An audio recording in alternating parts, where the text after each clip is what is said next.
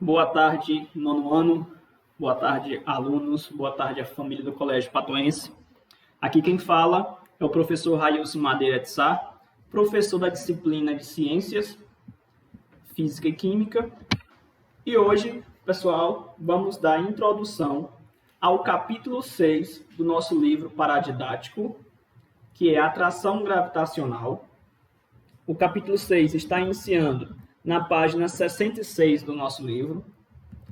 E nesse capítulo 6, antes da gente fazer uma rápida introdução, é interessante a gente ressaltar os conhecimentos até então adquiridos por vocês no estudo da física.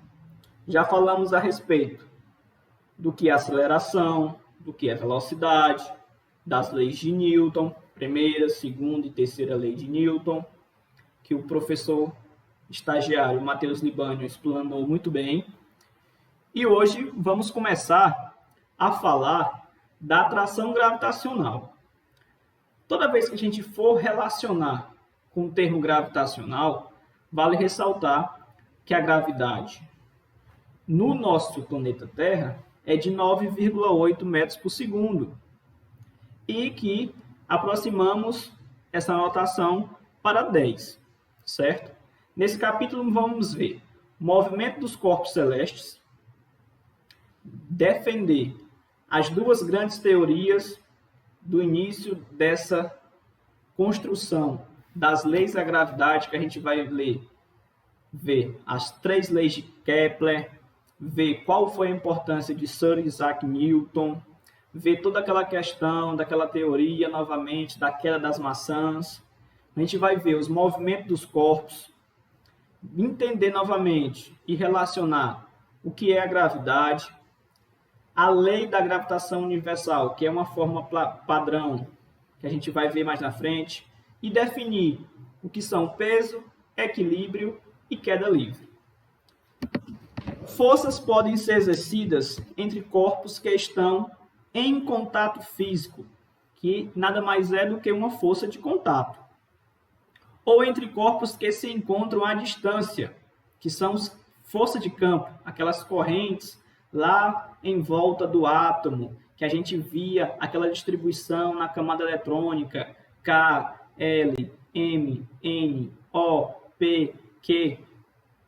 Também vamos ver essa relação com base nessa órbita que a Terra faz até a distância com a Lua. A força da gravitacional é tão importante que é considerada uma das 4 forças fundamentais da natureza. As outras são a força eletromagnética, a força nuclear forte e a força nuclear fraca, que é a questão dos átomos, e ela está relacionada com a queda dos corpos e como esses movimentos dos corpos está presente no universo. Por esse motivo, iremos aprofundar os estudos sobre essa força no decorrer deste capítulo, apresentando suas características principais. Também estudaremos a lei da gravitação universal, as fórmulas formuladas por Isaac Newton, que se aplicou a todo o corpo dotado de massa, que é aquela velha questão que tudo aquilo que ocupa lugar no espaço é pertencente do seu corpo de massa. Retornaremos também às diferenças entre peso e massa, que são unidades de medida totalmente diferentes, relacionando esse conceito com a gravidade. Abordaremos também alguns tópicos relacionados a equilíbrio e, por fim, conheceremos outros tipos de movimentos acelerados, que é aquela da queda livre. Sobre queda livre, em aulas anteriores, eu já dei uma pequena palhinha onde eu expliquei aquela relação daquele experimento da queda da bola de bilhar com a queda de uma pena, certo? Movimento dos corpos. Desde o primórdio dos tempos, os homens maravilhavam-se com a contemplação do céu e das estrelas. Os povos antigos acreditavam que os fenômenos celestes eram manifestações das divindades. E para muitos povos, o céu era o local de moradia dos deuses.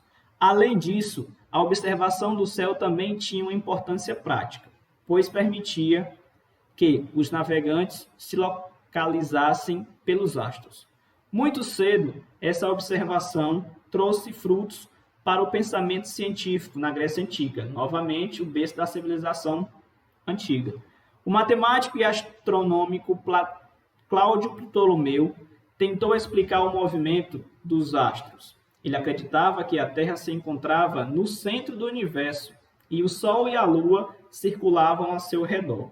Os outros planetas circulariam em volta de pontos imaginários, em pontos elípticos, ou seja, formava ao redor da Terra e da Lua uma forma elíptica, que também estariam em órbitas ao redor da Terra.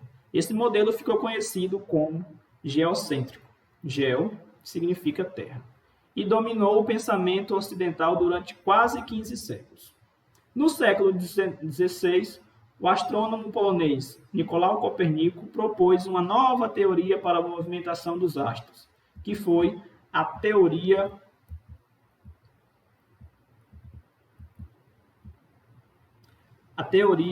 heliocêntrica. Vamos lá, pessoal, continuando. Lei da gravitação. Nada mais importante para representar a lei da gravitação do que os movimentos dos corpos. E, nesse caso, o movimento da Terra e de seus astros. O grande e breve histórico dessas duas teorias que já vimos anteriormente se relata a dois modelos históricos, que é o modelo geocêntrico e o modelo heliocêntrico. O modelo geocêntrico. Como já falei anteriormente, o modelo geocêntrico foi defendido e apresentado por Cláudio Ptolomeu no século II d.C., formulou o universo com a Terra ao centro, modelo que duraria até o século XVI, ou seja, todo esse período do modelo geocêntrico defendido por Ptolomeu durou mais de 15 séculos. Com essa discussão que Galileu e Copérnico. A obra principal de Ptolomeu ficou conhecida como Almagesto, um estudo sobre astronomia, composta por 13 livros. E já o modelo heliocêntrico foi defendido pelo médico e astrônomo polonês Nicolau Copérnico. Revolucionou o pensamento sobre as teorias orbitais, propôs a seguinte teoria heliocêntrica, desagradando religiosos da época. Por quê? Mudou completamente quem era o centro do universo. Né?